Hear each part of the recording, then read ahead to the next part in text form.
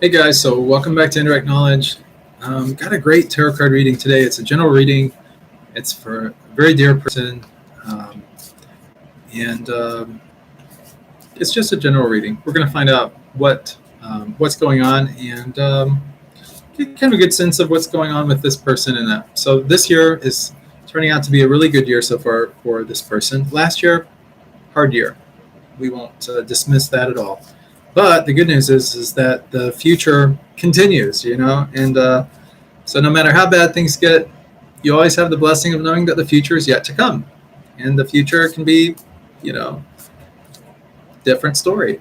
You know, we don't know what the story is always, but we can try to get clues and different things from the tarot, just from our intuition and so on. And that's what we're going to do today with this tarot card reading. And before I get into this reading and that, because I'm using a different deck of cards here, it's a new deck today. Just started using. I'm really shuffling these cards up good. I did another reading already with this deck, but what I want to do is I want to make sure, really good sure actually, that all of the cards are really mixed up and that the energy from the other reading doesn't come through in this reading. So that's part of the reason why I have to take a little bit of time doing this. In the meanwhile, while I'm doing this and I'm shuffling the cards, I just want to share with you guys just some new developments and things going on. So recently, I've been putting together some courses to try to help the channel out and support kind of what our efforts are as far as things go here, so that I can continue doing this service and still maintaining and everything as well. As most of you, or many of you know, I'm a monk, and so, we kind of live a very simple life, and it's more about spiritual development and less about the material. But even so, sometimes we do need some material things in order just to get on with life, But the idea is not to be consumed by them, so to speak. Even so, any help, support, anything that you guys can do to help out is always appreciated, never expected, but it's always really nice when somebody can help out. We'll just kind of leave it at that. But anyways, I've been to try to reciprocate in a nice way also, besides just doing tarot card readings for people. I put together some different courses, and some of these courses, I'll just kind of give you some background.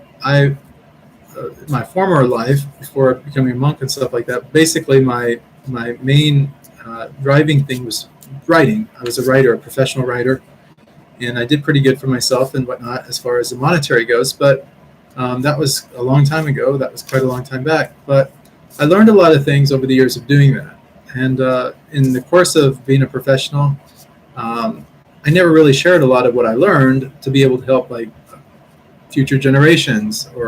So what I've done is, through the encouragement of some other monks and just some good friends, I've decided to start sharing some of that information, or just putting it out there.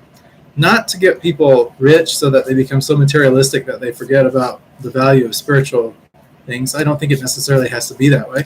But just basically to give people an idea that, if you want to just, get yourself in a good situation, or avoid some of the pain that sometimes people experience, or put yourself in a better financial situation so that you can help others, maybe some of this information will be good for you and not wasted. And then, or maybe you'll write on spiritual topics or something, and maybe that will help you. I don't know.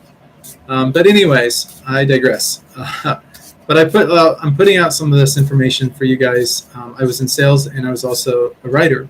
So you'll see kind of some different things as far as that goes. I had an MBA in marketing, in fact. So anyways, that's that.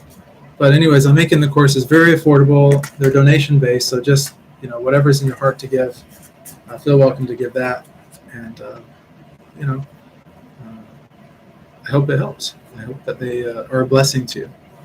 Okay, so I've just shuffled the spots off of these, got rid of all the old energy, guaranteed 10 times over. Now, what I'm going to do is I'm going to focus on R's energy and aura, and focusing in on this year specifically, what the future has in store for him, and if there's anything that the cards want to reveal or tell us, let that happen, and then just pick up whatever I can intuitively about our situation, life, and any kind of happenstances or new things that might be coming, and so on.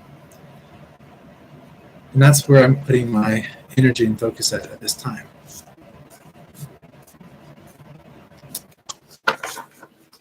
And we'll go ahead and cut the deck.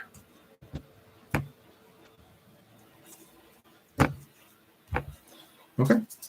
And we're going to do a 7-card reading for this. This is interesting. Very interesting.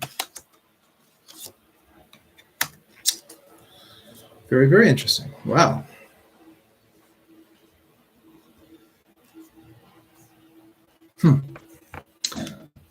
All right. So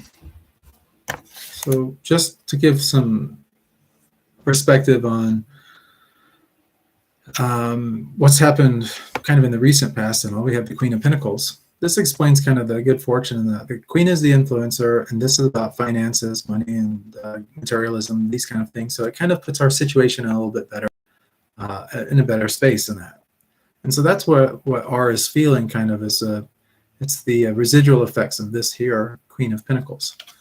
In the present moment, we have the Hierophant, and the Hierophant is, I think this has come up in R's readings before, if I'm not mistaken. It's been a while since I read the cards for R, but I'm thinking that this one has come up before. Maybe not this one, maybe it was a different one, but the Hierophant is really all about tradition. And this 5 right here in numerology is, it's really about change and things changing and shifting gears a little bit. But it's also, it's like, when you have things going up and down all the time, there's not a lot of stability. And that's kind of it, that shifting up and down. It's a lot of turbulence, kind of, But anyways, the Hierophant is really about tradition. The Hierophant kind of reminds us of, where we come from. The Hierophant also says, kind of as a reminder to us that, if we find ourselves in a new situation, which the 5 is all about change, that try to find some connections with people that have similar commonalities as your traditions and your past. If you do that, it kind of helps you weather the pain of all the change. It kind of brings a little bit of hope back into your life, a little bit more. It influences you in more of a way where you start to feel like, okay, I have connection with this. May be a new situation. It may be new people in my life, but it's not entirely brand new. Like there's some familiarity to it, and that can be very comforting. We have another 5. So we're getting a lot of change happening here in the near future as well. And this is the 5 of Cups, and this is about relationships. Okay. All right. So like at first, when we first look at this particular card here, we might be thinking to ourselves, this person is a little dejected looking, they're kind of like head down, looking at these knocked over cups, knocked over relationships, not doing so good, relationships kind of avoiding, not really panning out. But here's the reality of this card is that, there's a brook there, there's a water right there, there's a water source. And what this person could do at any given moment, what R could do at any given moment when this happens, and I'm picking about 3 to 4 to 5 months out with this card. It's a little bit heavy energy, so it could even be a little bit closer, maybe 2.5 to 3.5 months or something around that ballpark.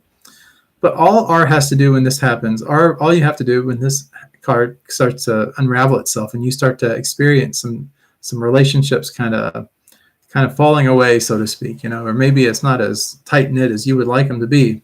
All you have to do is take those cups, go over to the water and refill them.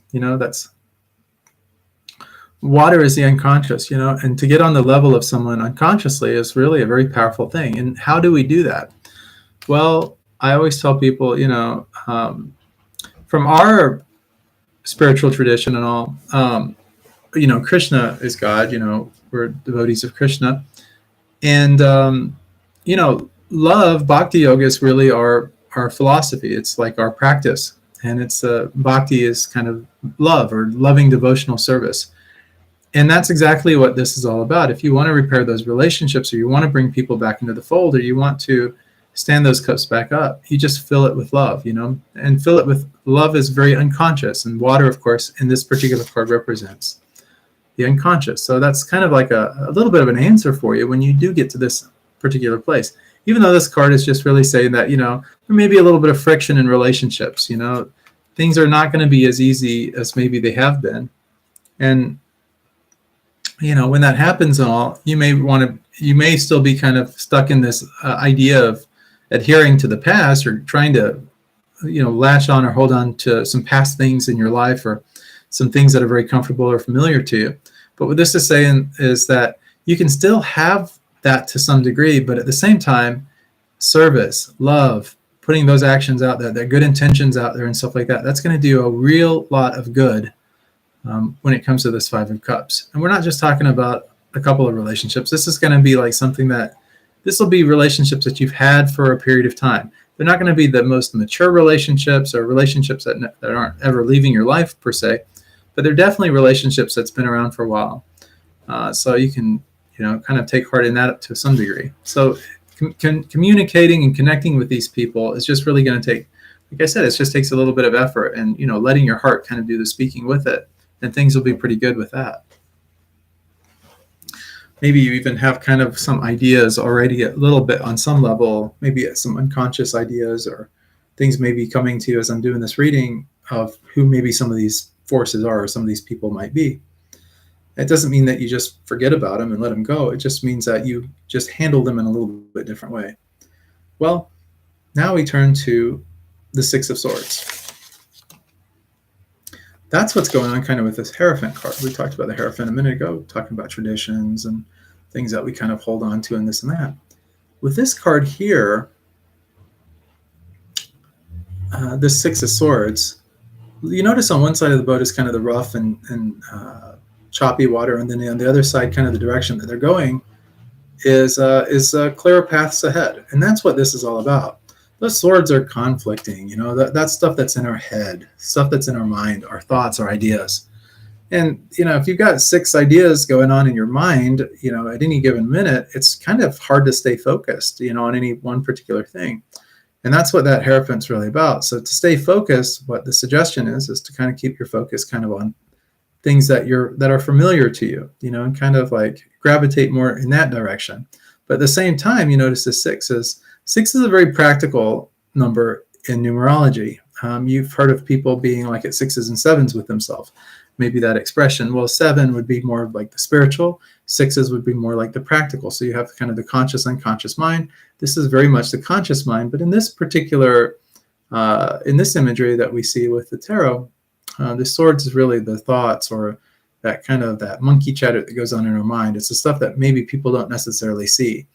And just, but knowing that what's nice about this particular card is that things are going to be moving in a much more calmer direction for you. You might get a little bit of turbulence here and there, just getting going with it, with this new direction. But as you start to progress a little bit and you move into the 6 energy, that's what you will start to find happening.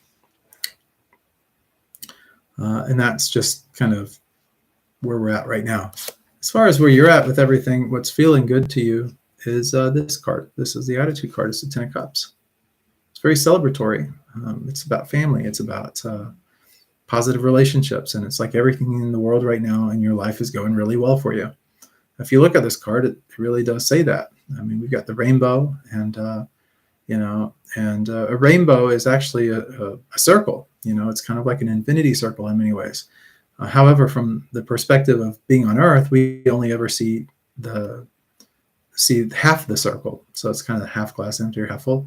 The rainbow is actually full. It's actually a infinity, like a Japanese infinity symbol, if you want to look at it like that, kind of that circle. And it's all light. It's the way that the light is reflected that makes a rainbow. But it's actually like if you were up in the air, like up in a plane or something, you saw it, you'd actually see that it was a circle. But because of their being grounded, again, we talk about materialism, we only see things one way, right? We don't see always so much the full picture because we don't let the spiritual always necessarily in. Anyways, we're not going to go there so much with that because that's kind of irrelevant. But with this, 10 is sort of that interim period of things. Like you're kind of in this flux right now. This flux, you're in a good space, a good place and stuff mentally, and just all the way around. And I pick that up really strongly right now. So, but we know like the future has a couple of hiccups in store. This whole infinity sign about what goes around comes around, circling back around. We have the Wheel of Fortune, all these kind of things. But what we've got right now as kind of the answer to what the outcome will be for all of these things that we've kind of talked about here, we have the Eight of Wands. Okay, now the Eight of Wands is all about swift energy. This is really, really fast energy. Things are happening right away. That's the answer. Is you just want to, take some quick action. You don't want to stop and think too much. You just want to do. But what is the outcome? Well, this is very interesting. This is the Seven of Wands. So we have another wand. So we just had the Eight of Wands. And now we have the Seven of Wands. And the Seven of Wands is the high ground card. This is the person that is, they're kind of battling for their position, So whatever's going on, it's like everybody's trying to get what you have, or they're trying to put themselves in a better situation kind of at your expense. And the good news is that they really can't do that. And the reason they can is because of their positioning. They're down below, you're up above, so you obviously have the upper hand. So, you kind of, the outcome is a positive one for you. So it's not bad. This tarot reading is not bad. I'm trying to see if I pick up anything kind of from the cards, anything I might have missed. But I'm really not picking up too much. This is not a really dramatic or life-changing or life-altering kind of thing. It's just kind of a natural progression. The things, I guess, to be a little careful or a little aware of would just be that, in some of the relationships and things could get a little bit, and it's not really through any fault of your own, or it's more about them. Like people are just sometimes dissatisfied with being satisfied. And there's nothing you can really do when people are like that. You can want everything to be so calm and perfect and pristine and so on, but it doesn't mean that other people feel the same way. And that's an unfortunate situation. Sometimes it's one that we find ourselves in. And that's kind of what this situation, to me, kind of feels like, or it kind of feels like it would be like. You'll probably get more of like, when you start to have these, you might start to question in your mind, like, what is going on with these people? Like, why are people acting this way? It's like, what's gotten into them, and because everything is going good, why are they trying to ruin such a great thing? And the thing is that it's that 5, 5, 5. You get those fives, and that's all about change and things like that. So situations do change. I mean, you can enjoy them in the moment, but then next thing you know, they change. Something else presents itself anew, and that's what tends to happen. But yeah, that's pretty much it. It's not anything to be overly concerned with. You're still in control. Things will still work out in your favor. And the real answer to that is just, being swift to act. Tongue twister there. All right, guys. So that's pretty much it for this episode of Indirect Knowledge. If you guys have any questions, or if you'd like to reach out to me or anything like that, you can find me on indirectknowledge.com. That's kind of some of the devotees have set this up for me. It's kind of like a little website. So my email can be reached through there. So it just makes everything really simple. I've got those courses on there if you guys want to pick up a course or something like that. In fact, I have a tarot course that I put out that's I think you'll really appreciate. I think I've done a pretty good job trying to present the information anyway. And then, I've got some other content and different things on there as well. Anyways, I'll just kind of leave it at that, let you check out this site on your own. And I just wish everybody a really great night. I'm in Michigan. It's about 9:30. It is 9:30 p.m. Eastern Standard Time here in the United States. Anyways, much love, many blessings, and I'll see you guys on the next episode of Indirect Knowledge.